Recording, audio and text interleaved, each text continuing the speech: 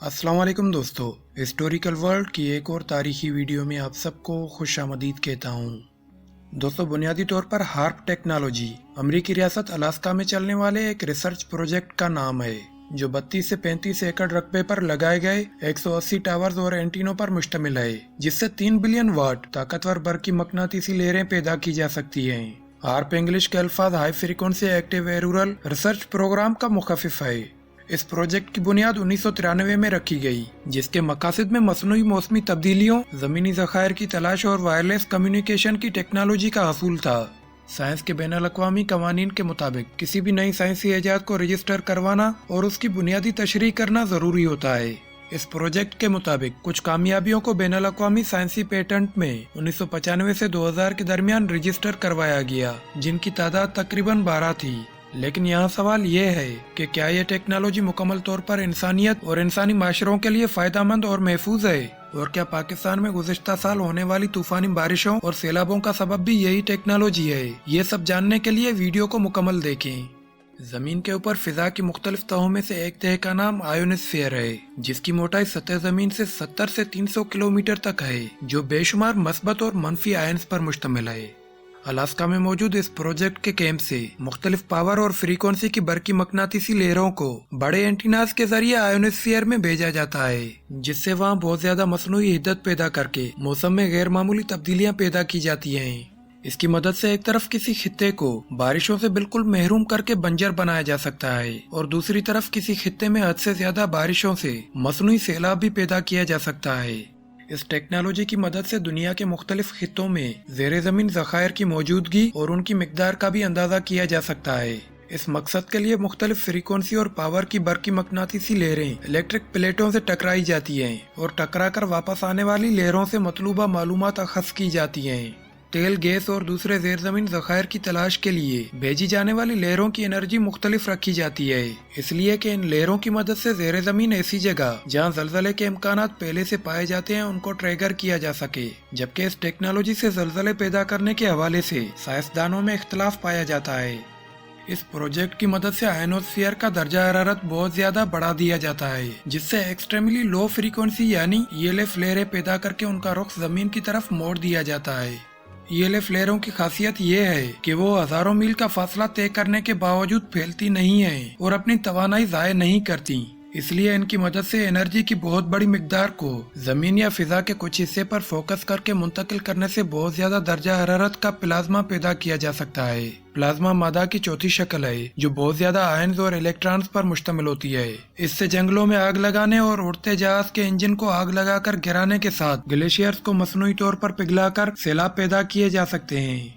इंसानी जहन और दिल बहुत कम फ्रीक्वेंसी की लहरें पैदा करते हैं, क्योंकि इस टेक्नोलॉजी से इनडायरेक्ट तरीके से ELF लहरें पैदा की जा सकती हैं। इसलिए हयातियाती माहिरीन का कहना है कि अगर जमीन या जमीन की फिजा में बड़े पैमाने पर इन लहरों का इस्तेमाल किया गया तो वो इंसानी जहन और दिमाग को मुतासिर कर सकती है, जिसके नताज इंसानी सेहत के लिए बहुत खतरनाक साबित होंगे। क्योंकि इस प्रोजेक्ट को अमेरिकी डिफेंस अथॉरिटी की माली मुआवनत हासिल है, इसलिए इस प्रोजेक्ट से हासिल होने वाली टेक्नोलॉजी का इसी इदारे के पास होना भी जरूरी है, जो इसका इस्तेमाल अपने किसी भी बैनुल-अक़वामी सियासी, मुआशी और मिलिट्री जारहाना मकासद के हसूल के लिए कर सकते हैं।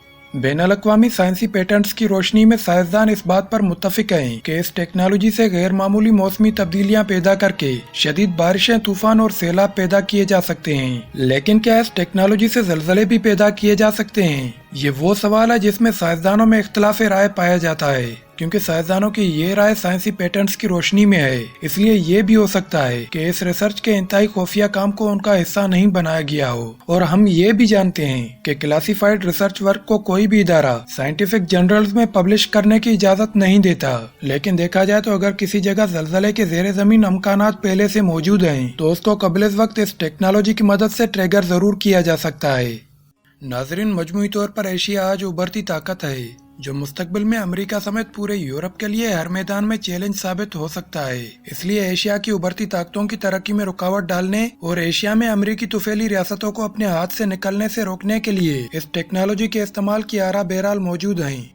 پیٹنट्स की रोशनी में अमेरिका ये टेक्नोलॉजी 2000 के आखिर तक हासिल कर चुका था। इसलिए सन 2000 से अब तक एशिया के मुख्तलिफ खित्तों में आने वाले सैलाब, तूफान और गैर मामूली मौसमी तब्दीलियां तमाम सवालिया निशान हैं और इनके पीछे इस टेक्नोलॉजी के इस्तेमाल का कयास बेरे केस मौजूद है। जैसे अफगानिस्तान में 2002 में आने वाला जलजला, पाकिस्तान में 2005 में आने वाला जलजला और 2010 का सैलाब जिसमें 70 अरब डॉलर का नुकसान हुआ फितरी नहीं थे। जबकि चीन में 2008 और 2010 में आने वाले जलजले और जापान में 2011 में आने वाले सुनामी और जलजले भी मसनूई नजर आते हैं। जबकि पाकिस्तान की हालिया 2022 की तबाहकुन और हलाकत खेज बारिशें और सैलाब भी इसी टेक्नोलॉजी की कारस्तानी नजर आते हैं।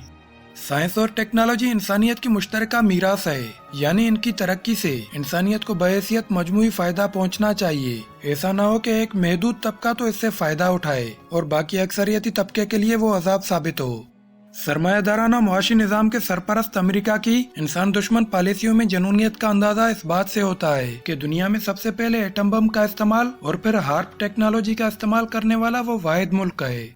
अमेरिका को पहले किसी दूसरे मुल्क पर हमला करने के लिए यूएनओ से कोई करारदाद पास करवाना पड़ती है या दूसरे ममालिक को एतमाद में लेना पड़ता है, लेकिन इस टेक्नोलॉजी के इस्तेमाल के लिए उसे इस तकलीफ दे अमल से गुजरने की जरूरत नहीं पड़ती। वो दुनिया को बेखबर रखते हुए किसी भी मुल्क के खिलाफ इस टेक्नोलॉजी का इस्तेमाल कर सकता है। इस प्रोजेक्ट के तमाम पैरामीटर्स का अंदाजा तो शायद नहीं, लेकिन इस प्रोजेक्ट के खतरात का इल्म अक्सर ममालिक को है। इसी सिलसिले में यूरोपीय यूनियन एक करारदाद पास कर चुकी है कि अमेरिका इस प्रोजेक्ट के लिए मजीद काम उस वक्त तक रोक दे जब तक इसके इंसानी सेहत और माहौल पर असरात का मुकम्मल जायजा न ले लिया जाए। इसी तरह चीन, रूस, ईरान और वेनेजुएला भी इस प्रोजेक्ट पर अपने तहफ़्फ़ुज़ात का इज़हार कर चुके हैं। अब सवाल ये है कि हम अमेरिका और अमेरिका की इस जैसी दीगर इंसानियत कुछ टेक्नोलॉजीज का मुकाबला कैसे कर सकते हैं। ये बात वाज़ेह है कि साइंस, टेक्नोलॉजी और मिलिट्री मैदानों में हम उससे बहुत पीछे हैं, लेकिन इक्तिसादी और सियासी मैदान मुतबादिल रास्ता हो सकते हैं।